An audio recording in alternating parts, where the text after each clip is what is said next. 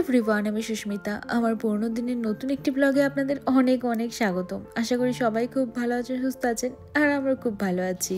ঘড়িতে প্রায় সকাল 9টা মতো বাজে। কিট্টু আর আমি দুজনেই ঘুমোচ্ছিলাম।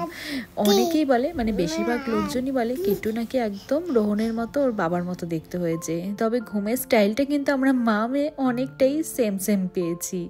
তো যাই হোক, দু একজন আমার বলতে কিট্টুর একদম রিসেন্ট ভিডিও দেখতে চান তো তারা আমার ফেসবুক স্টোরি ফলো করতে পারেন।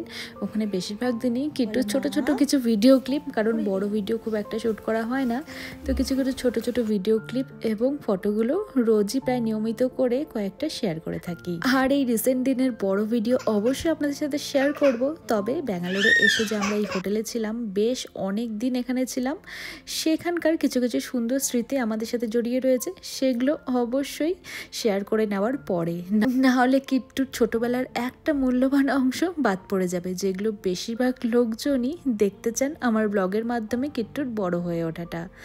তো যাই হোক, ব্যাঙ্গালোর শহরে এসে এখানকার ওয়েদারের সাথে কিট্টুকে অ্যাডজাস্ট করানো, সব কিছুর সাথে মানিয়ে নেওয়া, এছাড়াও ওর ডক্টর দেখানো, আরও কিছু কাজকর্ম করাতে আমরা এতই ব্যস্ত ছিলাম যে কয়েকদিন আমরা ব্রেকফাস্ট, লাঞ্চ, ডিনার তিনজনে একসাথে করার ঠিকঠাকভাবে সময় করে উঠতে পারছিলাম না।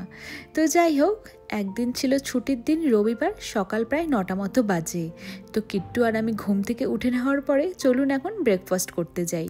ওদিকে রোহন সকাল সকালে উঠে জিমে চলে গিয়েছিল, ও আমাদেরকে একদম ব্রেকফাস্ট টেবিলে নাকি জয়েন করবে।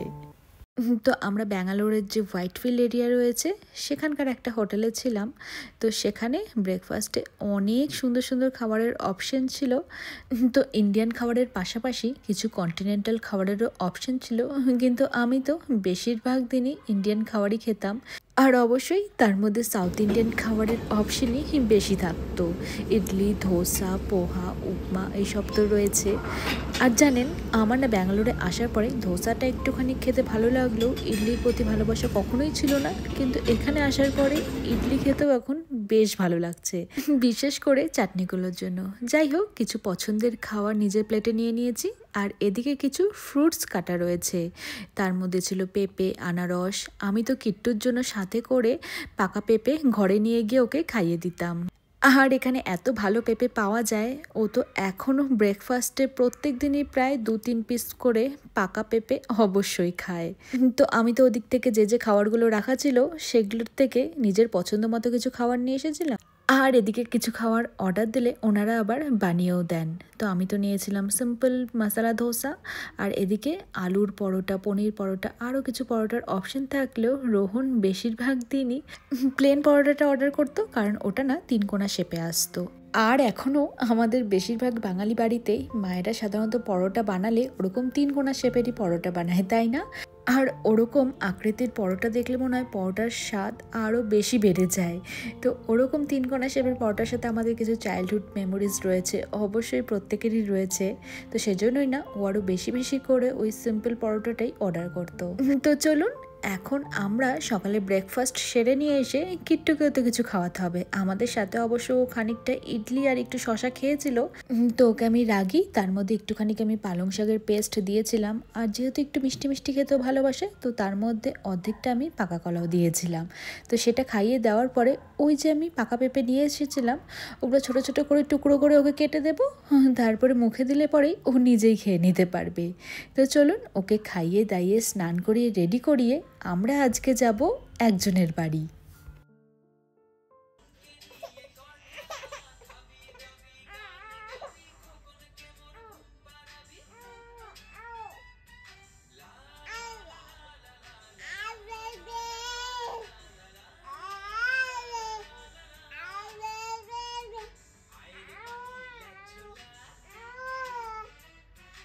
কিট্টু,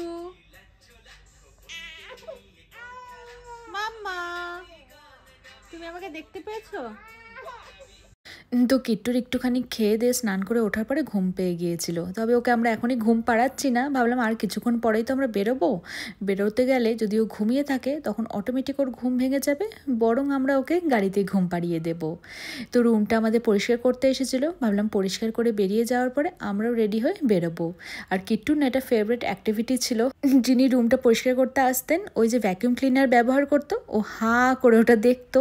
আর আমার মোটামুটি 10-15 মিনিট বেশ শান্তিতেই ওই সময়টা কেটে যেত। তো এবার চলুন, প্রায় দুপুর 12টা মতো বাজে, আমরা তিনজনে রেডি হয়ে ঝটপট করে বেরিয়ে গেলাম, কারণ ডিস্টেন্স খুব একটা বেশি দূরে না হলেও এত ট্রাফিক থাকে যে সেখানে পৌঁছতে প্রায় আমাদের 1 থেকে 1.5 ঘন্টার সময় লেগেই যাবে। তো রোহনের অফিস থেকেই গাড়ি দিয়েছিল। দেশে আসার পরে কয়েক মাসের মধ্যে কিছুদিনের জন্য আমরা এরকম ক্যাব সার্ভিস পেয়েছিলাম, যাতে আমরা আমাদের এই গাড়িটা করে কোনো প্রয়োজনীয় কাজ করতে পারি বা কোথাও যেতে পারি সেই সুবিধের জন্য। তো উইকডেতে তো দরকার পড়তো না, ওই উইকেন্ডেই মাঝে সাঝে প্রয়োজনীয় কাজকর্মের জন্য বা কোথাও যাতায়াতের জন্য ওর এই অফিসের গাড়িটা আমরা বুক করে নিতাম। তো আপনাদেরকে তো বলাই হয়নি আমরা কোথায় যাচ্ছি। আমরা যাচ্ছি হচ্ছে কিট্টুর মামা বাড়ি, না আমার বাড়িতে যাচ্ছি না, তবে ব্যাঙ্গালোরে আমার 2 দাদা থাকে, মাস্তুতো দাদা, তো কিট্টুর তো মামাই হবে। তো কিট্টু আজকে প্রথমবার তাদের সাথে দেখা করতে যাচ্ছে, আর আমারও বেশ ভালো লাগছে অনেক দিন পরে নিজের বাড়ির লোকেদের সাথে দেখা করব। তো যাওয়ার আগে হোটেলের কাছাকাছি একটা মিষ্টির দোকান ছিল আনন্দ, সেখান থেকে মিষ্টি নিয়ে নিয়েছি, আর নেদারল্যান্ডস থেকে যে ওদের জন্য কিছু গিফটস নিয়ে এসেছি সেটাও সাথে করে দিয়ে দিয়েছি। আর কিট্টু এরই মধ্যে অল্প অল্প করে ঘুমিয়েও গিয়েছিল, তবে মাঝে সাঝে স্পিড ব্রেকারের ঝাঁকুনিতে ওর ঘুম ভেঙেও গিয়েছে, আর ও বাইরেটা দেখতে বেশ ব্যস্ত ছিল। কিট্টু মনে ঘুমাচ্ছে, আরে নিস্তেজ হয়ে শুয়েছিল।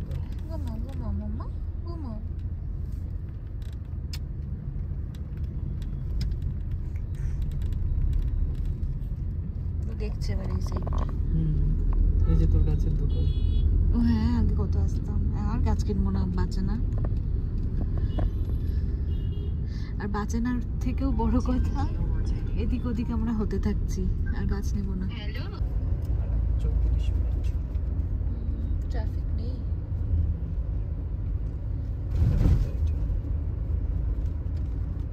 কিট্টু তুই ঘুমালে পারতি রে, ওখানে গিয়ে কিন্তু অনেকক্ষণ সবার সাথে কথা বলতে হবে। ওখানে গিয়ে ঘুমাবো, তারপর না ভ্যা ভ্যা করে কাঁদবি না, কিন্তু যদি না ঘুমালে পরে ওর মুডটা একদম ফ্রেশ থাকবে।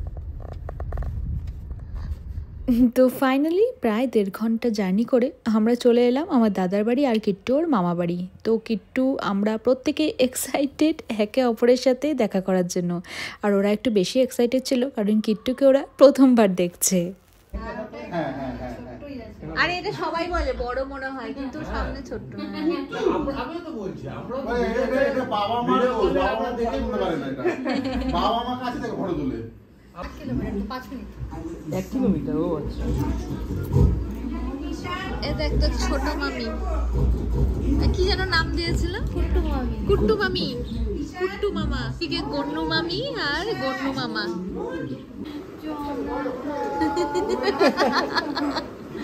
ও আবার আদর খাচ্ছে। ও কি সাইডে ঘুমিয়েছে নাকি এটা ছিল? তো কিট্টুকে তো ধরার লোকের অভাব নেই, ও এখন ওর মামি মামা দিদি এদের সাথে খেলতে ব্যস্ত। ততক্ষণে চলুন আমরা লাঞ্চটা সেরে ফেলি। তো লাঞ্চে ছিল ফিশ ফ্রাই, ওদিকে কাসুন্দি স্যালাড, এইসব পেট ভরে খেয়ে নেওয়ার পরে এদিকে ছিল ভাত শুক্তো, এছাড়াও বাসন্তী পোলাও আর ঝাল ঝাল খাসির মাংস। তো আমরা তো ব্যাঙ্গালোরে আসার পরে বেশ কয়েকদিন রেস্টুরেন্ট থেকে খাবার অর্ডার করে খেয়েছিলাম, তবে বাড়ির খাওয়ার স্বাদ তো একদম আলাদা। তো খাওয়া দাওয়ার পরে এই যে দেখুন কিট্টু হলো আজকে ওদের মধ্যমণি, ওকে মাঝখানে রেখে প্রত্যেকে ওর সাথে সময় কাটাতে বেশ ব্যস্ত।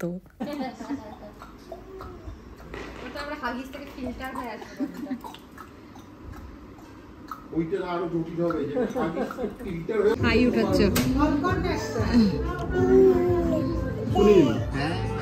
সবাইকে বাই বলো।